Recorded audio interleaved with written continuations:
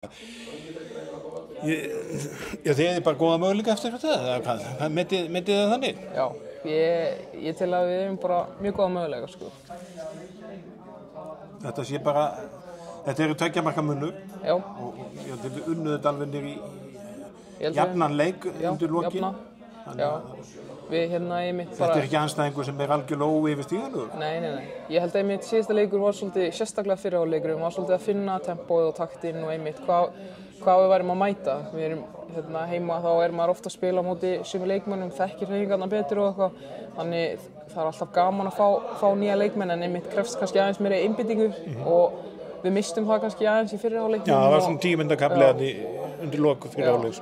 Þannig, segjum að við hefðum ekki gert það, þá hefði þetta verið allt annar leikur og örugglega allt annar úrslit og bara einmitt að það er ekkert auðvelt að lenda svona langt undir í leik og við sýndum bara að, að þegar við jöfnum leikinn skilur við að, ég veit ekki hvað ég er að segja.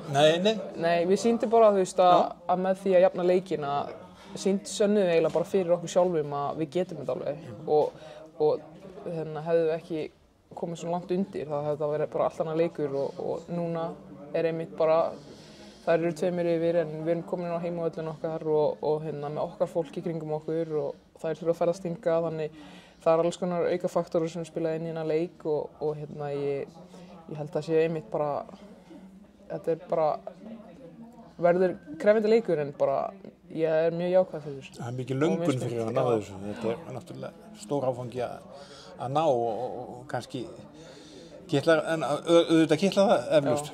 Já, það væri bara ótrúlega gaman að komast í úrslit og ég held að við séum allar bara með það mindset að við getum þetta og við viljum þetta.